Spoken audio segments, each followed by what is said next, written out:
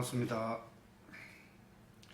예, 요번에 제가 책을 한 권 제가 출간을 하게 됐습니다. 책은 제목은 이렇습니다. 불교 노자 장자 망공부라는 이 책입니다. 제가 작년 여름부터 글을 썼는데 올 가을에 끝을 내고 이렇게 이제 책을 출간하게 되었습니다. 제가 이제 주로 하는 내용이 불교, 또 불교를 중심으로 한 그 또 노자 사상 또는 뭐 장자, 요 세 가지 내용을 주로 이제 제가 공부를 하고 했기 때문에 그 내용을 가지고 제가 책을 평상시에 이제 글을 쓴 것을 모아가지고 책을 출간하게 되었습니다. 제 강의 내용도 주로 이제 이 내용입니다. 불교와 노자, 장자입니다. 이 세 가지 내용은 전부 우리 마음을 평온하게 해주는 그런 진리에 대한 내용이죠. 그 중에서도 가장 핵심되는 내용이 불교입니다. 제가 뭐 전에도 이야기를 했는가 모르겠는데 저는 절을 잘 가지 않습니다. 또 그 불교를 부처님 말씀을 믿지 뭐 절에 가서 기도하고 염불 하고 복을 구하고 이런 것은 제가 하지 않습니다. 저는 원래 천주교 신자입니다. 제 여동생 같은 경우는 뭐 수녀님이었고 또 스님이었습니다. 여동생이. 그러다가 지금은 이제 스님도 그만두고 지금은 뭐 간호사 일을 하고 있습니다. 어쨌든 우리 집안 자체는 천주교 집안입니다. 그런데 제가 책에 불교 노자 장자 망공부라는 이 책을 출간하니까 뭐 사람들이 불교 관련 뭐 책인가 이렇게 생각하는데 제가 뭐 잠깐 제가 말을 붙입니다. 이것은 철학서이기 때문에 그런 일반적으로 알고 있는 그런 불교와 뭐 아무런 관련이 없습니다. 일단 그런 말씀을 제가 드리고 요 내용을 읽어보면은 그 불교의 근본인 그 무분별의 지혜, 또 노자의 그 유무상생의 사상, 장자의 그 만물제동의 사상, 전부 분별심에 관한 내용입니다. 왜? 우리 인간은 그 분별심으로 괴로워하기 때문에 그렇습니다. 결국은 이 세 가지 다른 내용이지만은 같은 내용입니다. 같은 내용입니다. 그래서 불교의 그 핵심 사상을 제가 한 50개 정도를 추려서 거기에 대해서 제가 글을 적었고 또 노자의 유무상생 요 사상을 또 한 35개 정도 간추려서 제가 또 글을 적고 또 장자에 보면은 핵심 사상 한 35개 정도를 가지고 글을 적고 전체 한 120개 정도를 가지고 이 책이 구성이 되어 있습니다. 120개 정도. 근데 일부 이제 사신 분들이 뭐 전화도 오고 이런데 어쨌든 뭐 나름대로 첫 출간인데 뭐 잘 적었다는 식으로 이래 뭐 칭찬을 이래 좀 받는데 어쨌든 뭐 시청자분께서도 이 책을 한번 뭐 보시면은 뭐 상당히 많이 마음 공부하는데 도움이 되지 않나 이런 생각을 합니다. 그리고 저는 또 책을 뭐 도서관에서 빌리보고 뭐 이런 것도 물론 뭐 있을 수 있지만 저는 책을 항상 삽니다. 책을 항상 구매를 합니다. 왜냐하면 책에다가 제가 그 줄을 이렇게 긋고 또 책을 읽으면서 저는 또 이제 책을 한 번만 읽지는 않습니다. 물론 뭐 제 마음에 들지 않는 책은 뭐 중간에 보다가도 막 그만 보고 그래 합니다. 하지만 제가 좀 와닿고 정말 좋은 책이다 싶을 때는 두 번, 세 번, 네 번 이렇게 제가 봅니다. 그리고 또 책을 볼 때 밑줄을 사정없이 긋고 동그라미도 치고 또 그 옆에 저의 생각을 갖다가 이렇게 메모를 제가 합니다. 메모를. 내 생각을 그때 그 구절을 읽었을 때 저의 생각, 느낌, 감정을 바로 그대로 책에다가 적어버립니다. 그런데 그렇게 적지 않으면은 이 이제 느낀 감정이 사라지거든요. 그래서 저는 그런데 그러려 그러면은 책을 도서관에 있는 책을 가지고 또는 남의 책을 가지고 그리 못하지 않습니까? 그래서 저는 뭐 책을 항상 삽니다. 사가지고 이제 항상 또 중간에 이제 밑줄을 그어놨기 때문에 뭐 중간에 언제든지 또 보면은 빨리 볼 수가 있습니다. 축축축 이렇게 보면은 또 자기가 뭐 두 번, 세 번 반 책이기 때문에 빨리 이렇게 볼 수가 있습니다. 그러면서 다시 또 이제 기억을 되새길 수도 있고 사실 우리가 책을 이래 보면은 자기 머릿속에 또 물론 깊은 내면에는 그 책의 내용들이 남아 있습니다. 하지만 이것은 시간이 지나면은 점점 약해지고 뭐 실제 우리가 책을 읽었더라도 기억 속에 남는 것은 한 몇 프로 될까요? 또 자주 읽어주면 그런 것들이 기억이 나는데 그렇지 않으면 빨리 이렇게 휘발될 가능성이 많습니다. 그러니까 책을 보고 또 보고 줄도 끊어놓고 옆에 생각도 적어놓고 이렇게 자꾸 자기가 노력을 함으로써 좀 더 많은 퍼센트가 기억에 남습니다. 그런 방법을 제가 이야기해드리고 또 이제 제가 이렇게 글을 쓰게 된 것도 뭐 대단한 제가 글을 잘 쓰는 사람이라서 쓴 것이 아니고 제가 마음으로 저도 우리 아들, 딸들에게 좋은 이야기를 이렇게 남겨주고 싶은 마음이 있었기 때문에 제가 글을 쓰게 되었죠. 그런데 저도 뭐 지금도 못 쓰지만 못 썼습니다. 하지만 시청자 여러분도 글 쓰는 것에 대해서 너무 두려워하지 마시고 쓰시면 됩니다. 쓰시면 됩니다. 쓰게 되면은 잘 쓰게 되어 있습니다. 제가 글을 쓰게 된 동기가 있습니다. 유시민의 글쓰기 특강이라는 책을 제가 우연하게 접하게 됐는데 거기 보니까 글쓰기는 뭐 단문으로 써라. 단문이라고 하면은 뭐 아시죠? 주어 하나 동사 하나 이게 단문입니다. 그 다음에 이제 뭐 부사도 하나 들어가고 보어 들어가고 이것이 단문입니다. 그런데 사람들은 그렇게 생각하지 않고 글쓰기가 너무 어렵다 막 이런 이야기를 하거든요. 그렇지 않습니다. 단문으로 나는 학교 간다. 이것이 글입니다. 이것이 글입니다. 너무 두려워할 필요가 없습니다. 그런데 이제 글을 첫째 쓰려 그러면 오늘 이런 책에 대한 내용이니까 글 쓰는 것에 대한 내용을 잠깐 또 말씀드리고 또 불교에 대한 이야기를 잠깐 말씀드리고 한 가지 제 나름대로 핵심적인 그 주제에 대한 이야기를 잠깐 말씀드리고 제가 이 강의를 맺겠습니다. 혹시 시간이 되시면은 이 책을 한 권씩 네이버에 보면은 이 검색을 해보면은 이 책이 이제 나옵니다. 조금 있으면은 예스24하고 알라딘에도 나오는데 아마 다음 주 되면 나올 것 같습니다. 어떤 책은 글을 쓸 때 글을 써봄으로써 저는 이제 이 책을 쓰고 나니까 한 권을 쓰고 나니까 이제 글쓰기에 자신이 생겼습니다.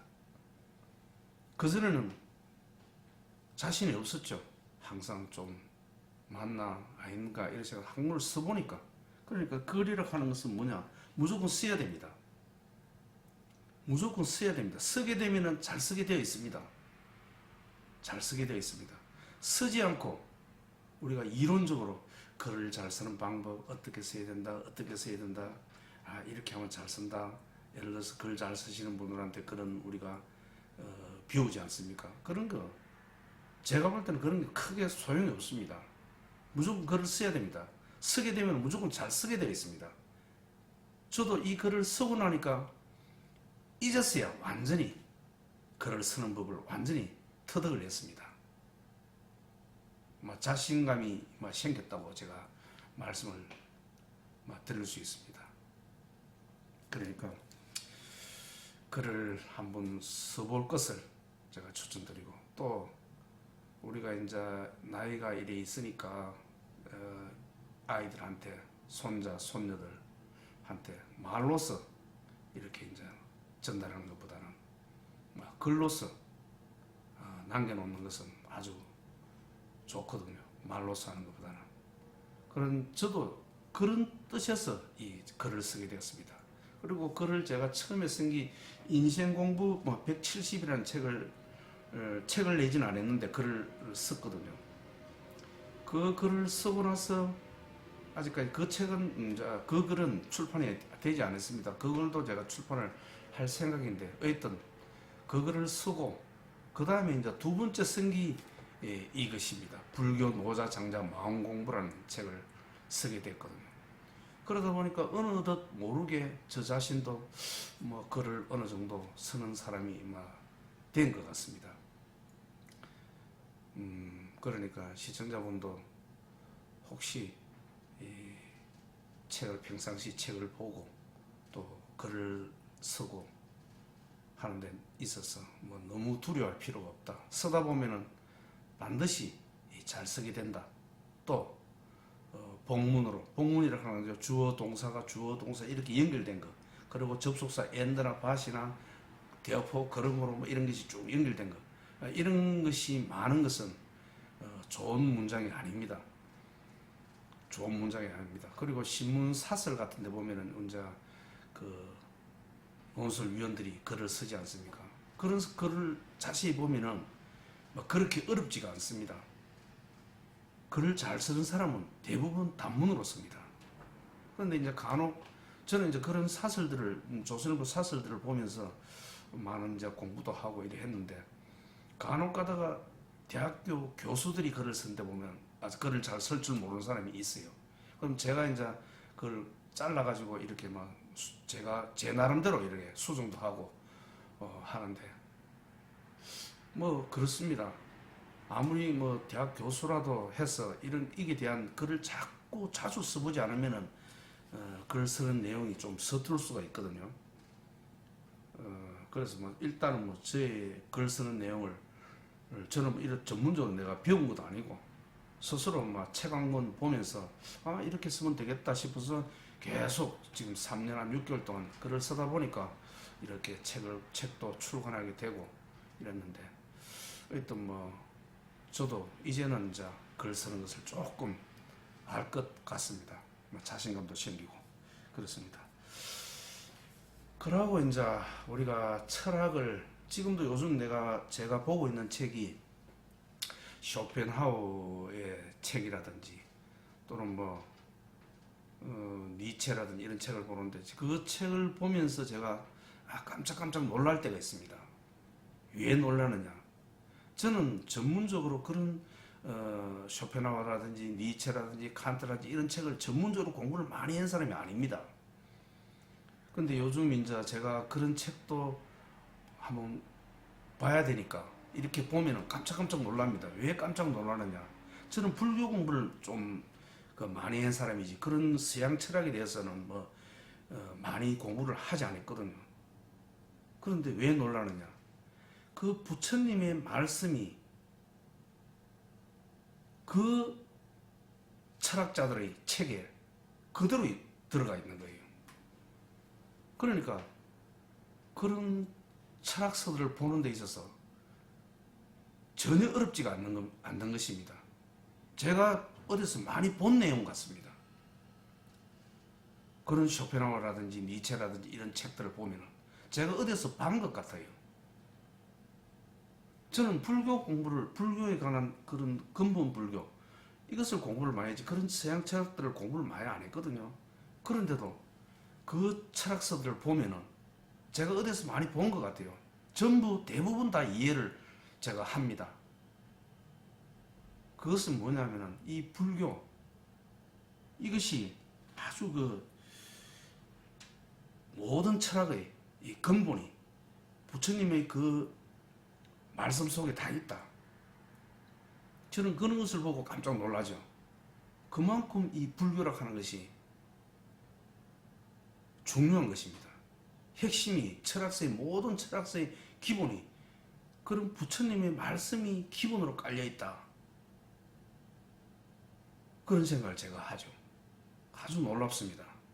그 부처님의 예를 들어서 사상이, 가장 기본적인 사상이 뭐냐, 연기법이죠. 연기법. 어느 독립적으로 하나가 있다는 것이 없다는 것입니다. 서로 연하여, 연기하여 생겨나고 또 서로 연기하여 사라진다는 것입니다. 세상 모든 것은 그렇다는 것입니다. 그것이 연기법입니다. 그러니 내 뜻대로 뭔가 하려고 해도 잘 안 된다는 것입니다.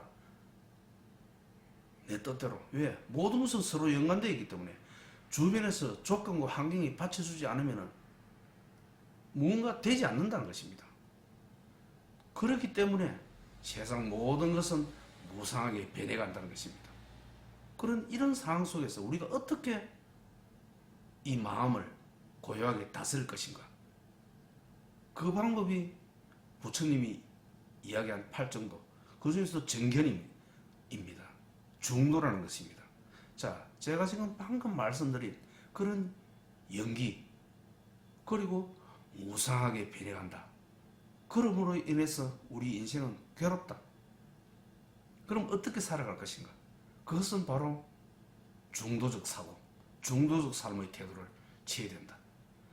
방금 제가 한 서너 개 불교에 대한 기본 사상을 제가 말씀드렸지 않습니까? 이 사상이 불교의 핵심 사상입니다. 그리고 이런 내용이 모든 철학서에 아주 기본으로 그 기본 바탕에 깔려 있습니다. 제가 그것을 알았습니다. 그만큼 이 부처님의 이 말씀이 중요하다는 것입니다. 사상이. 야, 진리의 보고다. 이 진리에 대한 보고를 알고 나면은 다른 그런 쇼펜하우어라든지 니체라든지 칸트라든지 그 외에 다양한 철학서들 전부 방금 이야기한 부처님의 이 진리에 다 포함되어 있습니다. 뭐 이런 이야기가 또 있더라고요.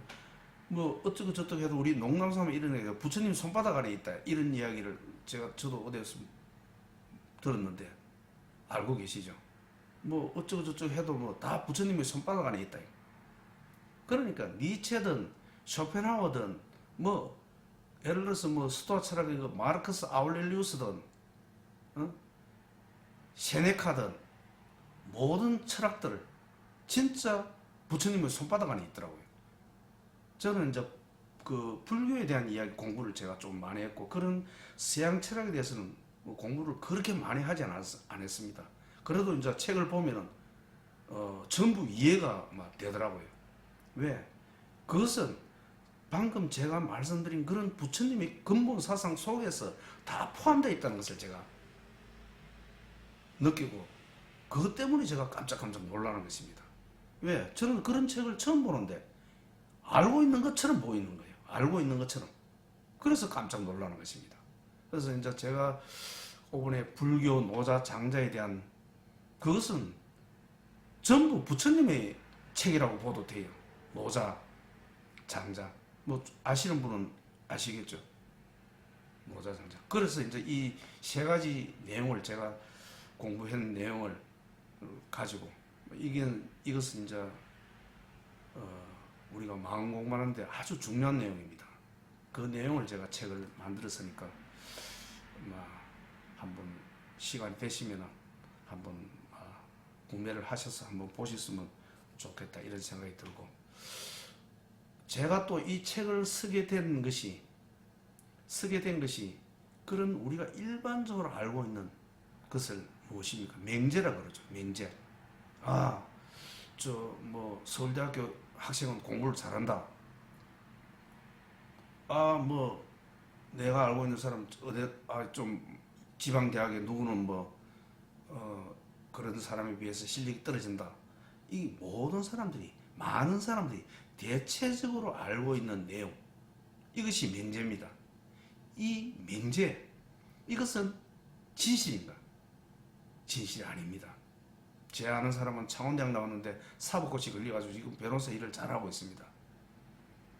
잘하고 있습니다. 물론 뭐 다양하죠. 반드시 뭐 서울대학교 있다 그래가지고 뭐 법대라도 판사의 그 사법고시 걸리라 하는 법도 없는 것도 저 잘 압니다. 그렇다는 것입니다. 그런 맹제. 자, 제가 스스로 마음을 먹었죠.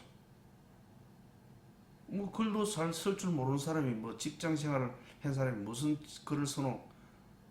누구는 할 수 있습니다. 그런 이야기를. 그런데 그런 맹제를 우리는 거부해야 하는 것입니다. 그런 맹제는 진실과 맞지 않다는 것입니다. 그 맹제를 범인은, 보통의 우리 사람들은 그 맹제를 따릅니다. 그런데 위인은 맹제를 거부합니다. 맹제. 많은 사람들이 그렇다 일반적으로 인정하는 것. 그것이 맹제입니다. 그 맹제를 순응하는 사람은 보통의 사람, 범인입니다. 위대한 사람은 맹제를 거부합니다. 제가 맹제를 거부했기 때문에 그래도 이런 책이라도 하나 나온 것 아니겠습니까? 맹제를 거부했기 때문에. 시청자분께서도 그런 일반적으로 우리 알고 있는 그런 내용, 그것은 진실 아닙니다. 거부하면 됩니다. 또 이런 이야기가 있죠. 지동설을 주장한 갈릴레오. 그 당시 많은 사람들은 태양이 이 지구 둘레를 돈다 그랬습니다. 천동설이죠. 많은 사람들은 그렇게 알고 있었습니다. 지구가 태양을 돈다는 것은 상상을 못하는 일입니다. 그런데 갈릴레오가 그 맹제를 깨뜨린 것입니다. 그것을 인정하지 않는 것입니다. 그러니 역사에 남는 위대한 인물이 되었던 것입니다. 역사에 남는 위대한 인물이 되었던 것입니다. 그러니 지동설이죠. 태양이 가만히 있고 지구가 돈다는 것입니다. 자, 어떻습니까? 많은 사람들이 이렇다, 그래, 유튜브 같은 거는 뭐 그런 뭐 보통의 사람, 뭐 네가 뭐 어디 뭐 서울대학 나왔나, 뭐 어디 나왔나, 그런 것도 아닌 사람이 무슨 뭐 교수가, 그런 사람들이 유튜브도 하고 글도 쓰고 또 뭐라 하노, 강의도 하고 이렇게 한다 이지. 그게 일반적으로 알려진 맹제입니다. 진실이 아니다는 것입니다. 그것은 거기에 순응하면 보통의 사람입니다. 우리는 한평생 뭐 70이든 80이든 적당한 인생을 살다 가는데 왜 그렇게 인생을 살다 가겠습니까? 그렇게 살다 갈 필요가 없습니다. 왜? 저 사람이 할 수 있으면 저도 할 수 있는 것입니다. 그것이 젊음입니다. 젊음이 나이가 젊다고 해서 젊음이 아니고, 나이가 들어도 결코 그런 맹제에 순응하지 않고 내가 무언가를 도전하고 할 수 있는 사람, 그 사람이 바로 젊은 사람입니다. 언제까지나 시청자분께서도 젊은 사람으로 운동하고 뭔가 일에 도전하고 해보고 또 돈을 벌 수 있는 그런 수익적인 부분에도 할 수 있고, 그러기 위해서는 제일 중요한 게 건강입니다.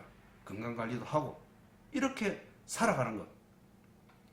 그런 사람은 노년이 오지 않습니다. 노년이 없습니다. 언제까지나 젊음으로 살아갈 수 있다는 것입니다. 젊음으로. 제가 그런 명제를 순응하고 받아들이고 그래 이렇게 많은 사람들이 살아오듯이 그렇게 살았더라면 제가 이 책이 시중에 나오지 못했을 것입니다. 그리고 인생공부 170이라는 책도 그 책은 아직까지 출판을 안 했습니다. 지금 제가 마무리 작업을 하고 있습니다. 그 책도 그 책은 지금 먼저 서져 있습니다. 그런데 그 책을 지금 수정해서 이제 출간을 할 계획에 있습니다. 어떤 세월이 이제 이렇게 시간이 한 3년 이래 지내다 보니까 아주 제가 뭐 스스로도 큰 일을 한 것 같던 그런 뭐 하나의 그 자존심이랄까 막 그런 기분이 좀 듭니다. 막 기쁘고 그렇습니다. 그런데 이런 것들은 자신이 할 수 있다. 그런데 가장 여기서 중요한 것은 꾸준함입니다. 꾸준함. 꾸준히 하는 것입니다. 이것이 무엇보다도 중요합니다. 그런데 사람들은 작심삼일이라는 이야기가 있죠.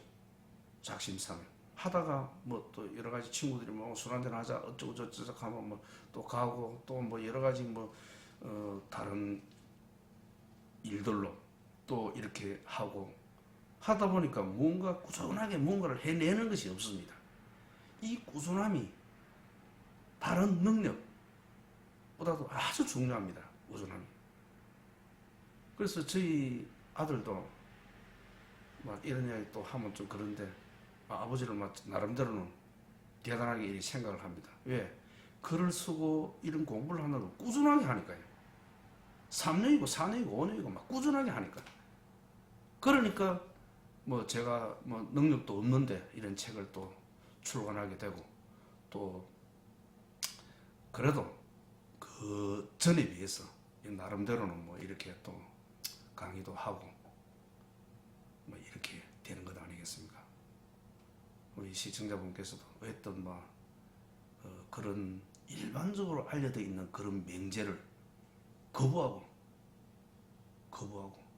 도전하고 또 꾸준하게 하고 그렇게 하면은 무언가 분명히 인생에 있어서 큰 보람을 얻을 것입니다. 보람을 얻을 것입니다. 어떤 제가 오늘 저희 책 출간에 대한 이야기를 조금 제가 말씀드리고 또 글 쓰는 것을 조금 했으면 좋겠다. 글 쓰는 것에 대해서는 너무 거부감을 갖지 말고 그냥 평이한 대로 단문으로 그렇게 말하듯이 쓰면 됩니다. 말하듯이. 저도 이것을 책을 다 쓰고 나서 뒤에 이제 완전히 깨달았습니다.